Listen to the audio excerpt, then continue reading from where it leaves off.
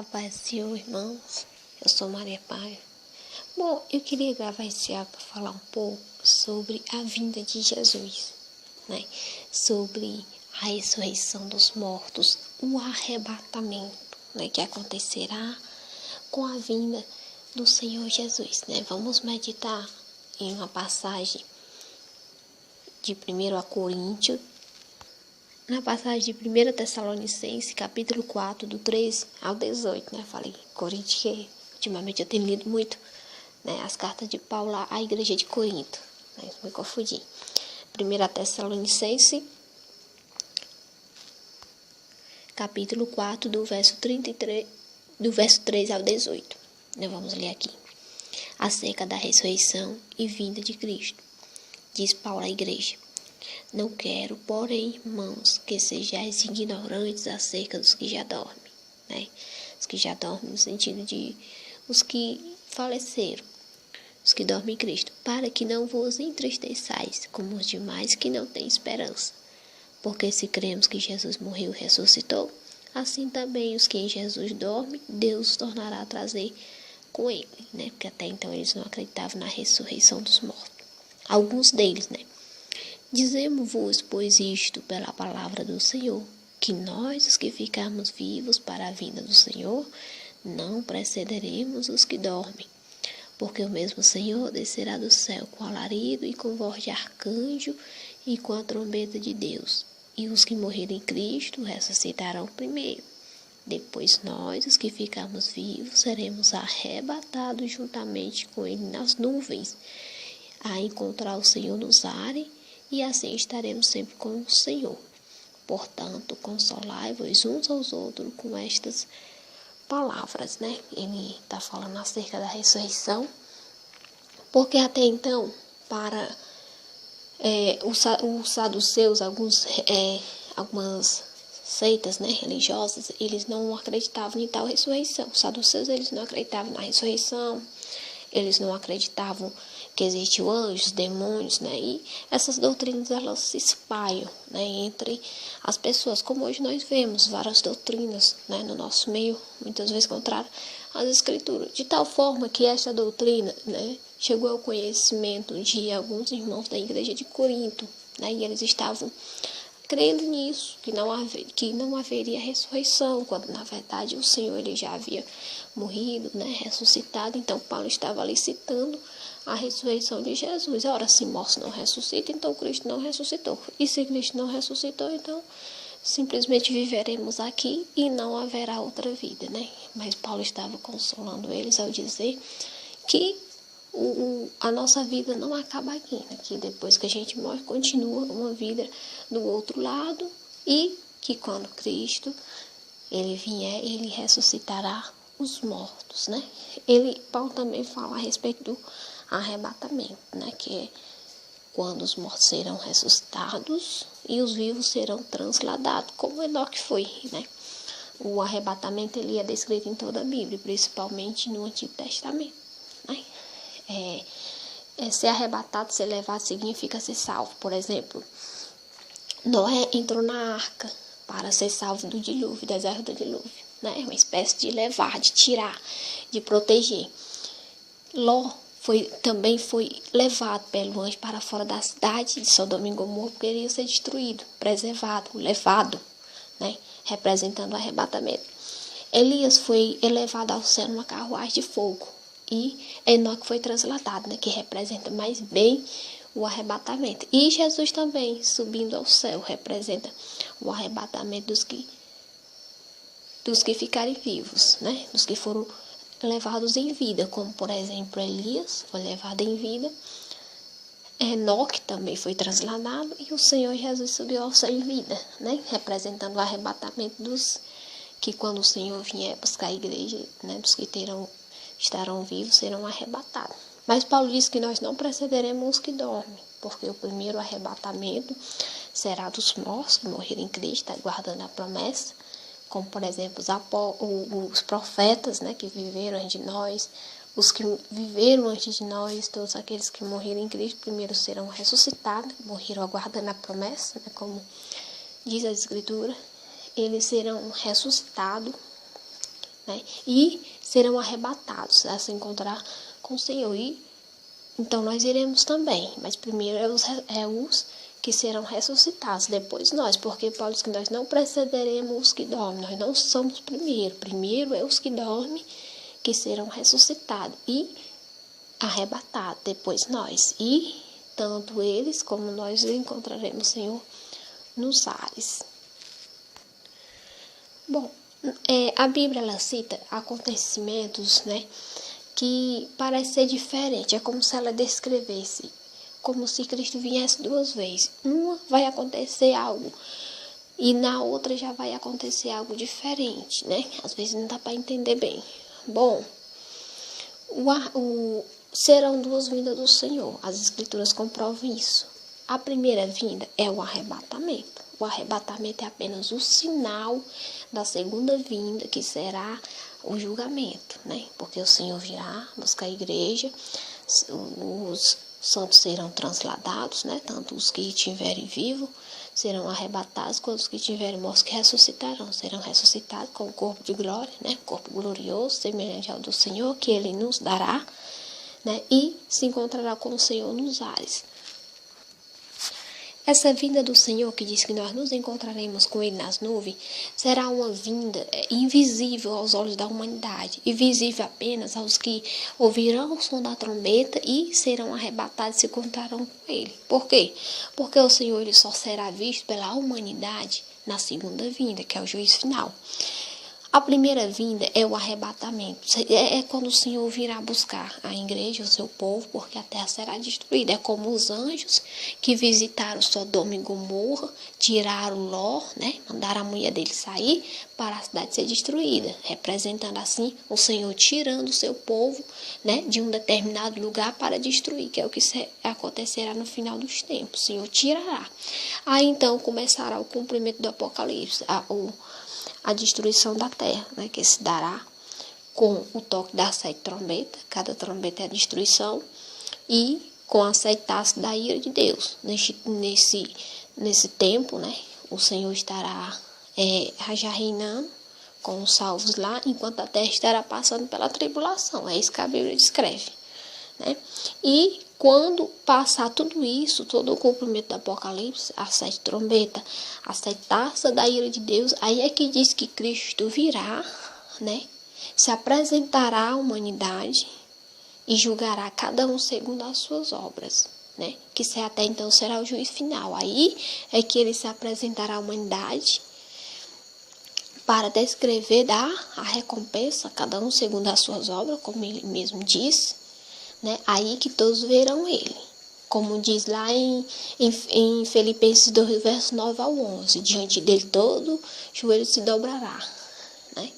Todos se curvarão diante do Senhor e confessarão, porque verão ele como ele é, a glória dele, e a glória dele levará, né, eles a se curvar, embora não queira, e ele julgará naquele grande dia cada um segundo as suas obras. Né? Esse juízo final acontecerá até então com a segunda vinda do Senhor, que está descrita lá o que vai acontecer, que o Senhor virá julgar a humanidade, se assentará no trono e repartirá umas pessoas das outras, os bois das ovelhas, conforme está descrito lá em Mateus 25, do verso 31 ao 46, Apocalipse 20, do verso 11 ao 15, né? Apocalipse 21, do 1 ao 8, também fala do destino, né, dos que não irão entrar, dos que irão. Apocalipse 22, 15, né, fala sobre o juízo final, que é quando o Senhor se apresentará. Isso depois dos 1000 anos, né? Enquanto Cristo reina os 1000 anos com os santos, como as Escrituras, né, comprovam, a terra ainda estará passando pela tribulação. Então, só acabará quando o Senhor vier julgar a humanidade, em que, né, uns irão para Jerusalém, né, que é a vida eterna, e outros serão lançados no laqueado com fogo e enxofre, que é a morte eterna, conforme todo o Apocalipse defende isso. Né? Então, nessa passagem, Paulo ele fala tanto dessa ressurreição, que se dará na vinda do Senhor, a primeira vinda, no arrebatamento, né, como do arrebatamento também, que são duas coisas que acontecerão assim, próximo uma da outra, o arrebatamento, a ressurreição. Primeiro a ressurreição, né, e o arrebatamento dos que foram ressuscitados. Depois, o arrebatamento de nós, né, que teremos tanto nós, os que tivemos vivos, como os que morreram, receberemos o corpo de glória, que Paulo descreve este corpo conforme o corpo de Jesus. Assim como Jesus recebeu o corpo de glória, né, glorificado, perfeito e imortal, nós receberemos esse corpo também. Né, você poderá ver esse corpo de glória descrito por Paulo no capítulo 15 de 1 Coríntios, né, a partir do verso 33 ao 51, né, que ele também fala do corpo de glória e novamente fala do arrebatamento, né, que é quando haverá o julgamento da humanidade, como houve de Sodoma e Gomorra, e o Senhor tirará para fora do mundo, como tirou para fora da cidade de Sodoma e Gomorra, como ele tirou Ló, e a mulher dele tirará, né, aqueles que são seus escolhidos, né, que alguns pregam que nós passaremos pela tribulação, né. Então, não faz sentido, porque o Senhor fala, né, como me guardaste com paciência, te guardarei também no dia da grande tribulação que há de vir sobre toda a terra. O Senhor disse, sejais fiéis em todo o tempo, para que no grande dia da tribulação eu guarde vocês dela. O Senhor escreve ao anjo da igreja, lá nas cartas que ele envia às igrejas, né, essas cartas, né, como me guardaste, também te guardarei. No dia da grande tribulação que há de vir sobre a terra para tentar todos os que estão sobre ela, né? De maneira que haverá os que serão tirados, que não passarão por ela, né? Quem quiser passar, que defende que vai passar, que passe. Eu é que não quero, né? Até porque, se não for passar pela tribulação, vejamos, o que é que faz parte da tribulação? As 7 trombetas, as 7 taças da ira de Deus, né? Ou seja, para os que não serão salvos, que não serão tirados, só o toque da primeira trombeta já mata um bocado. Né? E aí, se a gente tiver, a gente vai morrer também. E, né, qual é o objetivo do arrebatamento? Qual é o objetivo, né, de todas as profecias que irão se cumprir nesse tempo? Se até então não houver arrebatamento, se nós passar pela tribulação, que sentido faz isso? Se tudo que aconteceu no Antigo Testamento são profecias, né? Elias foi levado, representando o arrebatamento. Enoque foi transladado, representando o arrebatamento, né? A destruição da terra com o dilúvio e a destruição de Sodoma e Gomorra representa a destruição da terra, né? A única diferença que haverá entre a primeira destruição da terra, que é uma representação da segunda, que ainda vai ocorrer, é que a primeira teve o dilúvio, né? A humanidade pereceu com as águas do dilúvio, a terra foi destruída com água e ela não...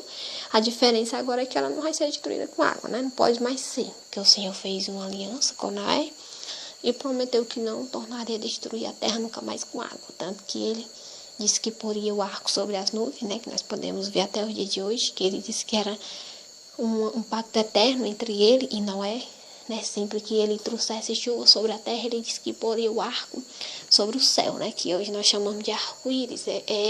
Naquele tempo o Senhor mostrou a Noé e ele mostra até o dia de hoje. Ele disse, quando eu pôr o meu arco nas nuvens, eu lembrarei do pacto que eu fizeste contigo, que nunca mais tornarei a destruir a terra com água. Então você fique tranquilo. Pode vir a chuva que vier na terra, mas não vai destruir, como a terra nunca mais perecerá com águas, né, como foi no dilúvio, porque o Senhor prometeu. O arco-íris é ele nos lembrando dessa promessa, né? Observe que ele aparece sempre quando está nuvoado, pouco antes de chover ou depois que tem chovido, porque o Senhor lembra. Lembrai-vos do pacto que eu fiz com Noé.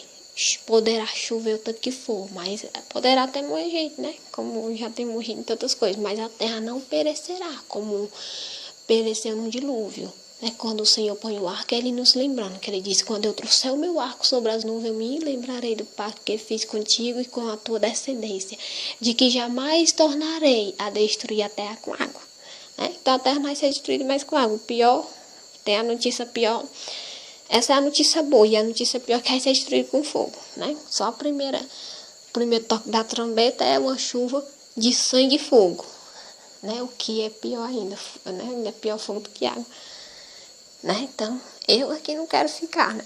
Porque só imagina aí, né? Primeiro fogo que cair do céu, nós queima logo, Então tá aí, né? Aí às vezes eu falo assim, quando aparece o arco-íris, principalmente quando chove, assim, no inverno, né? Aí diz assim, ó, o arco-íris, a aliança que Deus fez com Noé, né? Tem gente que fica escarnecendo. Isso aí lá não é aliança nenhuma, né? Isso aí é o sol com água que forma essas cores aí. Isso aí não tem nada a ver com Deus, não. Deus não existe, né? Enfim, a gente faz a rir, porque se for mesmo explicar, vai entrar no ouvido e sair no outro. Né? Mas aí, ó, pra você que não sabia, quando você vê o arco, né? O arco-íris é o Senhor lembrando. O Senhor disse que era a aliança, era o sinal da aliança que ele faria com Noé. Né? Sempre que ele trouxesse o arco sobre as nuvens, ele estaria lembrando a humanidade e lembrando a ele mesmo que a terra nunca mais tornará a ser destruída com água. Então, nunca mais a terra ela perecerá como pereceu no dilúvio, né? Com águas de chuva. Não, nunca mais, né? Porque ela vai ser destruída com fogo, que é pior. Então, quando você vê o arco, sinta-se privilegiado, que você está vendo o sinal da aliança, né? O mesmo que Noé e a família dele viu, o Senhor disse, olha, esse é o sinal da minha aliança contigo, é o arco. E nós podemos ver ele até o dia de hoje, né? Se você for ler lá nas escrituras originais, você vai ver que da forma como o Senhor descreve ele, que apareceria sobre as nuvens, hoje nós podemos ver ele, né? Para ver como o Senhor ele é maravilhoso. Até no dia de hoje, ele ainda mantém esse pacto, essa aliança que ele fez com Noé. Ele não quebrou. Tanto que ele traz o arco sobre as nuvens para lembrar dela. E olha só, sempre é quando está nublado, sempre é antes ou depois de chover. Né? Que é para o Senhor nos lembrar que a terra nunca mais será destruída com água. Né? Então tá aí. A terra será destruída com fogo. Né? Com o toque da sete trombeta, a sete taças da ira de Deus, e nós temos que torcer para não estar nela, né? Porque ai de quem te rei.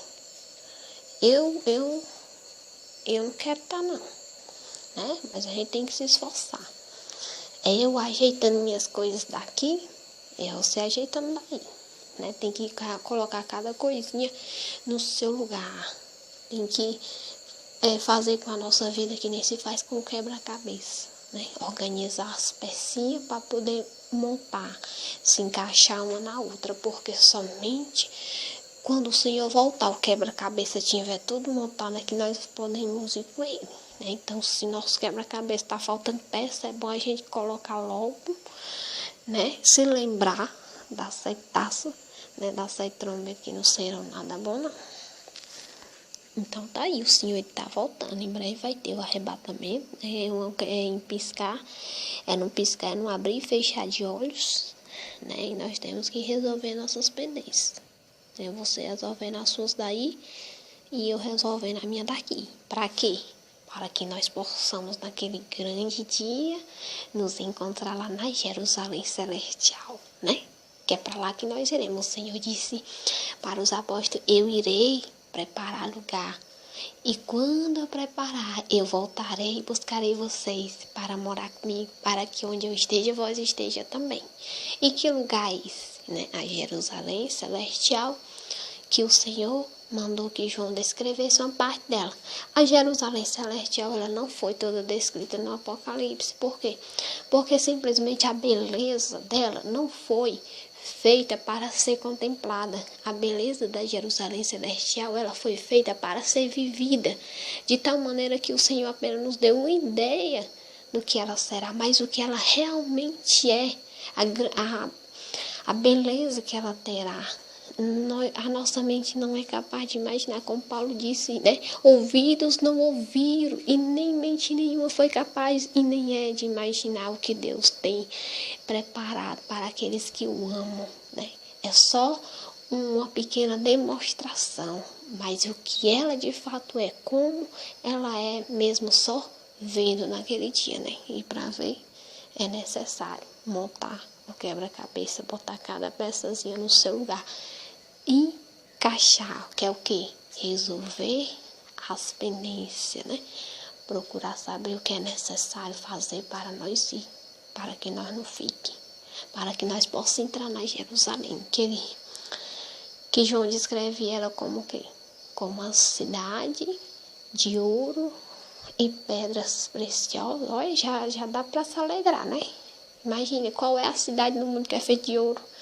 Pedras preciosas, onde a gente não sente mais dor, onde a gente não chora, né? A gente não morre, não se entristece, não tem problemas e vive com Deus eternamente. Nossa, só descrevendo aí, pronto, já falou tudo, é o suficiente para a gente largar tudo, né? E se esforçar para entrar, né? Sem falar que não é só isso, tem muito mais que somente naquele grande dia. Os que entrarem na cidade pelas portas, como o Senhor disse, então verão como de fato ela é e viverão todas as maravilhas que o Senhor foi preparar para nós e que Ele prometeu de vir nos buscar e virá, que é o arrebatamento, né?